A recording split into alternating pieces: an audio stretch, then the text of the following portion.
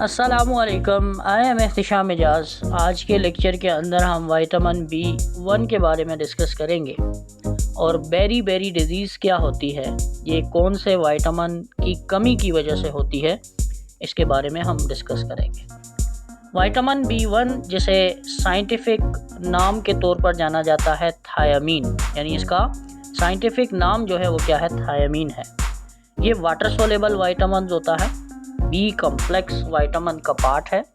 इसको डिस्कवर किया गया अर्ली 20th सेंचुरी और स्टडी किया गया बेरी बेरी डिजीज़ में। बेरी बेरी डिजीज़ एक ऐसी डिजीज़ है जिसके अंदर हमारी बॉडी के अंदर एंजाइम कम हो जाते हैं, यानी कोफैक्टर कम हो जाते हैं, जिसकी वजह से बेरी बेरी डिजीज़ होती है। और बेरी बेरी डिजीज़ के अंदर हार्ट और सर्कुलेटरी सिस्टम ये दोनों अफेक्टिव हो जाते हैं। अब फूड सोर्सेज विटामिन B1 के क्या हैं? होल ग्रेन जैसे कि ब्राउन राइस हो गया, जौ हो गए, फोर्टिफाइड सीरियल्स जो हो गए, दालियाँ हो गया, नट्स, सीड्स, ये सनफ्लावर के सीड्स और मटर जो हैं इसका सोर्स होता है। एब्जॉर्प्शन और मेटाबॉलिज्म इसका क्या है? मेनली ये स्मॉल इंटेस्टाइन में एब्जॉर्ब होता है और स्मॉल अमाउंट में ये लिवर में स्टोर होता है, एक्सेसिव एक्सक्रीट कर जाता है यूरिन के अंदर। अब एनर्जी प्रोडक्शन के लिए ये कैसे ज़रूरी होता है?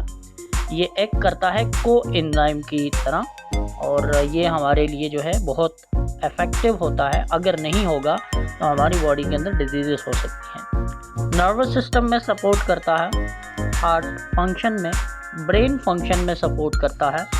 हेल्थ बेनिफिट्स, ये बेरी बेरी डिजीज़ नहीं होने देता। बेरी बेरी डिजीज़ अगर हो गई तो हमारा हार्ट अफेक्टिव हो जाएगा, हमारा नर्वस सिस्टम इफेक्टिव हो जाएगा। रिंकल्स को ये रिंकल्स होने से हमें बचाता है, इम्प्रूव करता है एनर्जी लेवल को, सपोर्ट करता है मेंटल हेल्थ में, सपोर्ट करता है कार्डियोवास्कुलर हेल्थ में। डिफिशियंसी की वजह से थकावट होगी और पुअर कंसंट्रेशन, भूख नहीं लगेगी। सवेयर डिफिशियंसी में मसल वीक हो जाएंगे, नर्व डैमेज हो जाएंगी, हार्ट फेलियर, कन्फ्यूजन और सोजन हो सकती है। High risk group chronic alcohol users में ये देखने को मिलता है। इसी तरह जो लोग जिनमें खुराक की कमी हो चुकी है, माल एब्जॉर्प्शन है, उनमें ये देखने को मिलता है। जिन लोगों का डायलिसिस है, यानी वो पेशेंट डायलिसिस वाले हैं, उनमें ये आम है।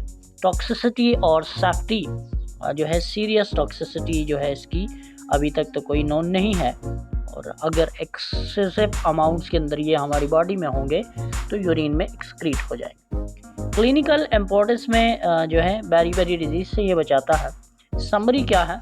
एनर्जी प्रोडक्शन और नर्व फंक्शन के लिए B1 का होना बहुत ज़रूरी है। Thanks for watching.